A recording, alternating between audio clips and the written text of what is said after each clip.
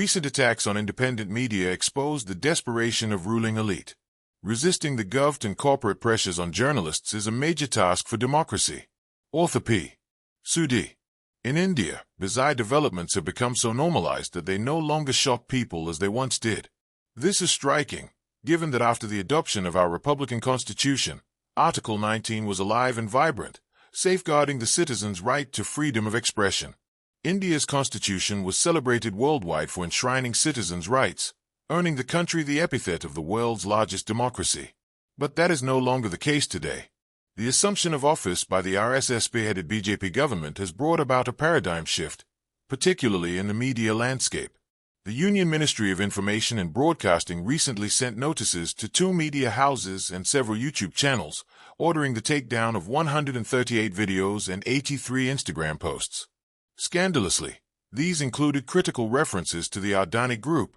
The order cited a September 6 ruling of the Northwest Delhi District Court, which passed an ex parte order in a defamation case filed by Adani Enterprises. The government acted with unusual alacrity, rarely seen in cases concerning human rights violations. The district court did not blink before passing an ex parte order, without even hearing the journalists and websites penalized for their work.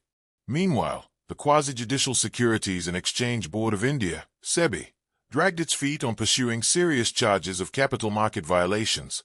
Those charges, which demanded swift investigation, only gained traction after the Hindenburg report exposed the Adani Group's alleged wrongdoing. Yet, SEBI has since declared that the Adanis did no wrong. Among those served with takedown notices were News Laundry, The Wire, and journalists Ravish Kumar, Ajay Dinjam, Dhruv Rathi, Akash Banerjee, Deshbhakt, and Paranjoy Guha Thakurta.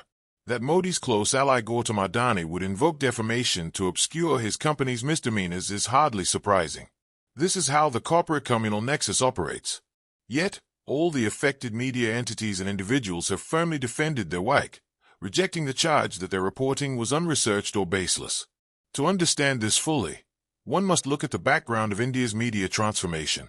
December 30, 2022, was a turning point when Adani took near-complete control of NDTV, exploiting a takeover clause linked to a loan deal.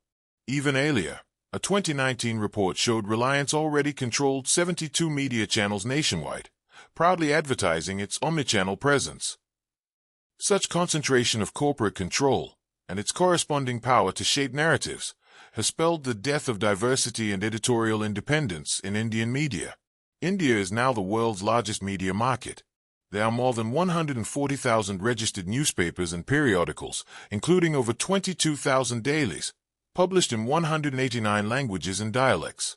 The country has more than 900 television channels, 350 of them devoted to news, broadcasting 24/7. There are also more than 850 FM radio stations, though only All India Radio is permitted to broadcast news. The lightning-fast expansion of broadband access has triggered an explosion of digital news outlets. While many belong to legacy media groups, the number of digital-only platforms continues to grow, spurred by India's over 820 million active Internet users. It is against this rapidly changing media environment that one must understand the arbitrariness of the district court's ex parte order and the INB Ministry's hasty implementation of it. For some time now, the government has shown its determination to tighten control over digital and social media content.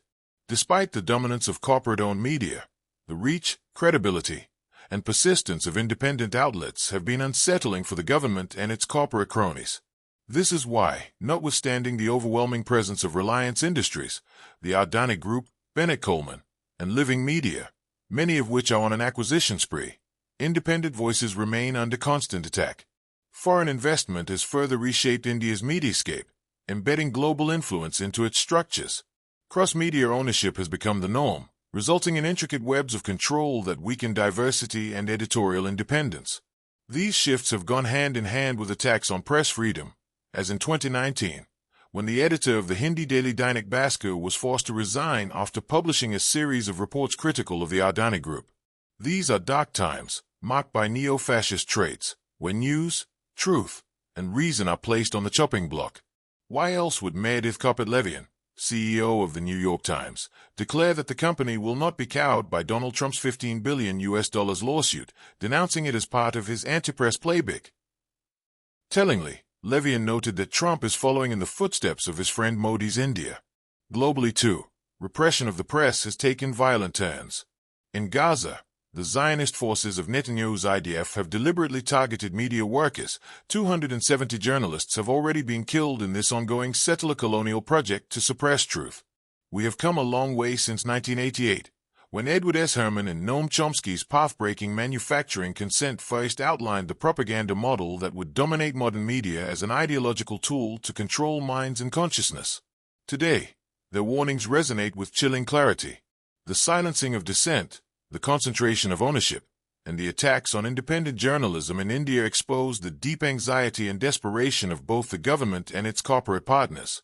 Resisting this tide, as independent journalists continue to do, remains our only path forward.